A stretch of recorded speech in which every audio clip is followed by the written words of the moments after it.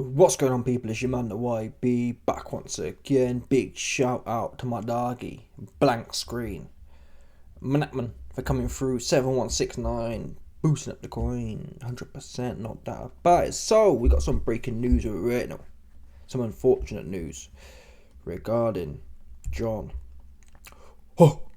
Fury. He was pictured, a source close to the situation, going down, signing on. I'm not laughing, not funny. I've been there. I've been signed on, I ain't gonna lie to you. It's a terrible way to go down as a man. That's the truth about it. Yeah? When you have to walk down through them smelly steps in that smelly job centre, there's nothing quite like it, truth be known. Humbling doesn't do it justice. Undignifying probably is more suiting. And that situation John Fury finds himself in. He is signing on, people. Why? He's been sacked. Tyson and Fury has sacked him off. Yeah? Come on, look. Where do you think he's going at this point? He's signing on, for sure. Look at these. You can just tell, but those are government steps. No private establishment has their all these moody brickwork. It's old and dusty looking, right? That's a job centre, folks. Hate to break it to you. He'd been sacked. Yeah? He's walking at them dusty steps, dusty railing, dusty government building. And this, the eyes, people, what they say, the eyes speak 1,000 words. Yeah? He down bad right now. He well and truly going through it. Again, we can all joke, oh, where's John Fury? He's gone missing. But this is sad. Oh, how the mighty have fallen. Only weeks ago, he was in Saudi Arabia with all the minge, all the booty, all the kind of glitz and glamour, nutting little dudes and getting away with it. And now he finds himself 2 weeks later signing on, people, getting his universal credit in, making sure them government coins come in. Yeah. It's brutal. Now, what do I think about this? What do I think about Tyson Fury sacking his dad off? Listen, those that can't hear must feel. Yeah. John Fury claims he's a godly man and whatever else. He's feeling it right now. That's the bottom line here. Yeah, and I bet there'll be a video soon on Boxing Social, and you'll see John posted in the park somewhere, like he did before, when Mickey Theo was pressing him to fight. Oh, I'm done with society. Yeah, because John's a victim. Yeah, he's essentially a victim. He was a victim in jail. Yeah, that's how he learnt the behaviours of getting his ass out and talking about bumming little dudes. He was a victim in jail. He's a victim on the streets. Mickey Theo wants him. Joe Egan wants him. This cat called Steve, 68-year-old boxer, wants him. Because he run his mouth. John Fury run his mouth indefinitely. And the pipe has come to collect on this one. Yeah? Now he was sorry. Look at this guy here. Who would have believed? If you saw this guy here, you'd think, oh, I feel sorry for this guy, right? Call a spade here. If you saw this man and didn't know from Adam, you'd feel, I feel bad for him. Yeah, his head's down, his eyes he's looking wary. Oh, he need to sign on, right? This is the face of signing on. Yeah? You go in there and you're like, oh, damn. What have I done to deserve this? Yeah? Why has ye forsaken thee? Do you understand? It's one of them ones. Why has ye, how could ye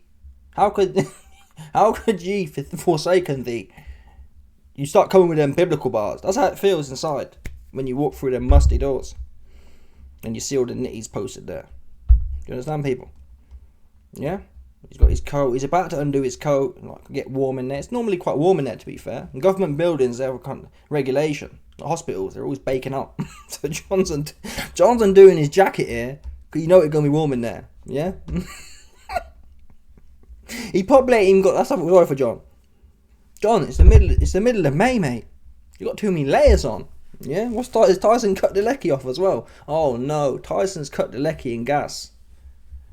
Yeah, Tyson's cut the lecky in gas, people. We ain't got no lecky in gas on. About 10 layers deep. 10 layers deep in the middle of May. I bet he's got, let's have a look. Has he got some thick jeans on as well? You can't see the jeans. He doubt bad. He thinking, that's the problem, you see.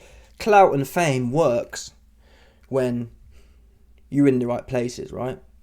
Clout, John wants to be seen when he's at the glitzy Saudi Arabia events. But that press you get from nutting people and making a whole big fuss, it follows you around. And then when you don't want to be seen, Hence, when you're about to sign on, yeah, it's kind of like, oh, for fuck. You can see it in his eyes, people. Just stop for a minute. Just stop. What did his eyes tell you? He's like, for fuck's sake. Do you know what I'm saying? But you never see John look like this. Even when he's nutting dudes, he's full of beans, he's full of energy. You never see him looking like, fuck's sake. I don't need this right now. Not you guys again. I can't believe you've got me here. Couldn't you see me last week? You know what I'm saying? When I was up. He off right now. He down. Bad. By the looks of things. Super bad. He's got his thick jeans on. Proper. John Fury is dressing for all weather terrain right now. He's going to be outside. He's sleeping outside right now. Yeah? Essentially sleeping rough. Because people, the properties, Tyson owns them all. And unfortunately, what we know for a fact is, who cost Tyson Fury his virginity? And to be quite frank, I didn't hear too much from Andy Lee. It was this dude here. This dude was a dude getting all up in the ear when Sugar Hill was trying to demonstrate what actually needed to happen. What actually needed to happen was Tyson Fury to start running backwards and pulling back and putting his chops spark in the air. What he needed to do is bend his knees, bend them skinny little knees he's got, dig his back foot in and whap. At least try to, right? Oh, I bet it's not that simple, people. Tyson Fury was making it a hell of a lot harder. All that slipping and moving and hands down rubbish. Number one, it wasn't working. Number two, it's inherently more complex. Put your chin down, put your hands up. It's not foolproof, but let's give that a go. Straight up and down. And anyone who's anyone can do that. Yeah, this guy's 40 pounds lighter. I'm going in there on the front foot. I ain't going back. I've seen Canelo do it against Triple G. Triple G was going in there with a dangerous... Canelo was going in there in the second fight with a dangerous Triple G. Right? And Canelo went in there and he didn't go back once, from what I saw. He made it his business to be on the front foot after being criticised in the first fight for boxing too much. He beat Golovkin at his own game. He had Golovkin backpedaling and jabbing. All of a sudden Golovkin comes out after the fight and says, oh, I lost the first fight or I drew the first fight. I wanted to show something different this time. Cap. Triple G has never shown nothing different his whole career. Now all of a sudden, Carrot Top in there and he feel pressed. Yeah? Carrot Top, in my opinion, essentially broke Triple G. That's the truth. He broke him. He turned him into a Mayweather looking ass, essentially. And this is how John Fury looking right now. He looking broken. He's lost his job, and rightfully so. Yeah? At this level in the game, and so much is at stake. Your son's career, his legacy. People say things like, well, Lennox Lewis lost. Maybe. Maybe he did lose. But the way Lennox lost, yeah, it wasn't like this in my opinion. This was a wet fart loss. You went out like, just wet. Lennox got caught. If Fury had got caught, it still would have been funny, but it would be nothing to do with John. But John is, bear in mind how close the fight was. I'm not sure about how it works out, but certainly Fury's already had a draw with Wilder. So another draw wouldn't have affected things so much, right? If what we know for a fact is, if John Fury, now I think the odds are Tyson Fury's kind of shot. It wouldn't have mattered what he was told. I think he's using to John Fury, oh, my team didn't tell me. Well, that's a lie, right? Because all due respect, Sugar Hill was telling him from like 6 rounds before, or 8 rounds before the last round or the last few rounds. Sugar Hill was saying, stop pulling backwards, hold your feet, drive forward, get whap, dig your feet in and whack that backhand in. Sugar Hill was telling him that the whole fight. Fury ignored it because he's shot. And mentally, he don't want to squabble no more. I don't believe Fury's narrative that, oh, it's my team's fault, but you got to blame someone. When you're a shot fighter and you don't want to fight no more, it's easy to blame Dad. And it is his fault as well, because he should have sat his big ass down somewhere and let Sugar Hill do his job. At least then, Tyson would have still allowed John to carry his spit bucket. That's what John should have done. Hey, I'm here to carry... John, what's your thoughts on Tyson Fury's strategy? Hey, I'm just here to carry the bucket. Yeah? And wipe him down. Wipe his neck down, like Peter Fury said. That was John Fury's role. Yeah? You wipe his head and get the bucket ready. And maybe a bottle of water in your hand. John, cloth, bucket, water. That's all you got to do for 10, 12 rounds. Yeah, leave the rest to Sugar Hill. Oh, no, not John. Because John wants to be part of it. He'd love to be the guy who give the right. Yeah, I was pivotal in the fight.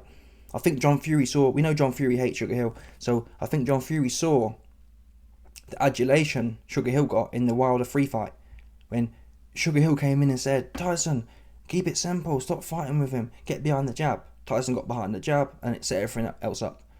And Sugar Hill was kind of acclaimed. Oh my God, you. And it was that straight. That changed the narrative of the fight. It went from being a bit of a brawl and a bit messy to complete destruction. And people saw Sugar Hill getting acclaimed for that, and John thought, oh, I'm going to step in and say some really edgy things. It wasn't edgy, but I want to be the one who says something that helps him win the fight. But John, unfortunately, he don't know boxing. Yeah, I'm not saying I do, but he definitely don't, right? There's not one person who knows boxing who I've heard say, yeah, John Fury gave the right advice, right? Not one person has said, yeah, Tyson lost, but John Fury still gave the right advice. You should have boxed him more. Yeah, you're winning, keep running. Not one person said, yeah, Fury lost, but he was doing the right thing. Not one person. Yeah? Now you can say, well, YB, everyone critiques AJ as well in his corner for how he performed against Usyk. At the end of the day, people, not one person critiques Chisora for his performance. Because he was doing exactly what he's supposed to do. Bradis before Chisora showed you. How do you beat Usyk? You don't beat him backpedaling and fiddling about like Fury and AJ tried to do. You don't beat him politicking. You beat him right in front of him. You meet him in the centre of the ring and you fight from there. Chisora showed that. Bradis showed that. Yeah? 2 close fights. And that was arguably Bradis beat, or tried to draw, I believe it was a draw, or Bradis won. Bradis beat the prime Usyk in his own weight. The best Usyk you'll ever get, essentially, on paper. Not one person have I ever seen come close. I mean, people talk about Tony Bellew. Tony Bellew. Oh, Tony Bellew, I outboxed Usyk for 4 rounds. Bellew, listen, Tony, it's a 12-round fight. Yeah? That's like me going in there and saying, the equivalent is, yeah, oh, beat him for 4 rounds or 3 rounds. Listen, Tony, I could probably get in there, for argument's sake, and beat Usyk for 30 seconds, right? Right? You know what I mean? I believe I could probably go in there for 30 seconds and give it a good old go, and then run out of gas and get my ass beat, get knocked out, right? What does that prove? You know what I'm trying to say? Tony, it's 12 rounds. Most people could go in there and give 30 seconds of I reckon I could give at least 30 seconds of a close fight with Usyk, if that makes sense. Yeah? Who can't do that? Tony's a trained cruiserweight or whatever, so you did 3 rounds that was close. Alright? You're on a medal for that. If an untrained man can do 30 seconds or a minute of making it look half interesting, yeah? Not the point. You can't outbox this guy. Damn sure Tony Bellew can't. And to be quite frank, I'm trying to think historically. What cruiserweight? Evander Holyfield, but he's under gear though, isn't he? Let's call it spades, baby, people. Holyfield was Kane in the gear. That's a fact. That's just what it is. He was Kane in it, coming from 175. Imagine Beterbiev going from 175 to 230 pounds, like Holyfield did. Impossible. No athlete can add 50 pounds. And Holyfield was lean as well. He was bone dry lean. No athlete can add 50 pounds of muscle. 55 pounds, 60 pounds of muscle. Never can happen. Never can happen without the gear. And even then it's kind of like, whoa, that's a lot of weight, right? Anyway, irrespective of the juice, yeah, Holyfield's probably the only one I'd say could probably hang with Usyk because of his old schoolness. He'd go in there like Bradis and just put it on him. But I think Usyk's feet, they're rapid. They're super rapid and effective as well. He's in and he's out. But Bradis, at the end of the day, he mingled with Usyk, so that'll be an interesting fight. Holyfield versus Usyk. But again, that shows the only reason that'll be interesting, it wouldn't be because of Holyfield's innate skill. It'd be because he's going to stick it on dude. And this clown here, Mr. Bare Knuckle, right, if anyone you'd have thought would have been egging his son on to have a fight. And I think maybe John Fury's paternal instincts kicked in because he seemed quite concerned. He's like, oh, are you right, son? Are you right, son? Just survive, kind of thing. And I think that's what it probably was. John Fury was worried. I think John Fury thought it's better that we lose on points or try and get a rigged decision than it is for him to get knocked out, and there's no doubt, right? At least they got the narrative of, oh, he was robbed and it was the whole Ukraine thing. Oh, it was the political establishment who robbed us. I think that's probably what John was doing. He was thinking, this guy's on our arse. I think at that point, round 8 or round 9, I think John saw no way of winning the fight. At that point, it was damage limitation. Let's lose on points and not get knocked back out. I think that's where John was coming from. But again, it shows his fake. There's nothing bare knuckle about this guy. Nothing in the bare knuckle law book does it say if you're losing a fight, politic your way to a points loss so you can claim that you got robbed or so that you can live to fight another day. The bare knuckle rule book says, the law book says, like Peter Fury said on October Red's channel, I don't care if you got one leg. Yeah, you fight until you spark on your back. Especially in this kind of fight where it's all on the line. Everything you've worked for the last 20 years comes down to these last 12 minutes in the ring. Last 9 minutes. Rounds 10, 11, 12. I'd have told him, Tyson, take this round back to recover. Rounds 11 and 12. Prep yourself. Yeah? Recover in round 10. Rounds 11 and 12. Prep yourself for the fight of your life. Yeah? You're fixing to lose this fight. You're fixing for the... I'll be telling him these kind of bars. You're fixing to have the welterweight Sean Porter beat your ass. If you don't do this, so it's up to you. You take round 10 off, and you go to war, and go out on your back. That's what bare knuckle would say. Not, oh, let's be political and blame the establishment. John, it's a fight. How can you blame the Ukraine? You could have knocked him out, right? Listen, if Tyson Fury had knocked Usyk in round 12, and then somehow he lost, and then somehow they start saying, well, it was illegal, I'd say it'd be the first one to say, hey man, it's a robbery. That's what you should have been whacking for. I'm trying to hit this out of the park. I'm trying to hit this welterweight out of the park. So there's no confusion. Which is what you were saying 24 hours before. 24 hours before after the weigh-in, John Fury was running his mouth about what Tyson can do. It's going to be complete destruction. He's getting it. Yeah? And now look at you. All sorry looking. But this really is the best decision. Tyson Fury sacking John off and sending him off with a sore head to the job centre is the best thing for this man. Yeah, this man don't deserve no employment. Employed for what? Apart from running his big old mouth. I think John Fury would be a good promoter in these days. But not even that though, because no one believes it. It's just corny, right? It's not even good promotion. Good promotion stuff people believe. Like Tyson Fury's stuff was good to some extent because people, well, at least 60% of the market believed it. 60% of people was backing him to beat Usyk. Not so much anymore, but you get the point. But John, he's just a clown. Yeah? Signing on was made for cats like John Fury. You know, just good for nothing looking asses. Big for nothing as well. Back in the day, dons like John used to be good for kind of carrying timber. Yeah, manual labour he was good for. He ain't even good for that though. Do you know what I'm saying? It's good for nothing. Damn sure ain't good for boxing advice. You're right? Jesus. Tell a lie, no. John's position should have been, and probably still could be, not for Tyson Fury though, he's sacked now.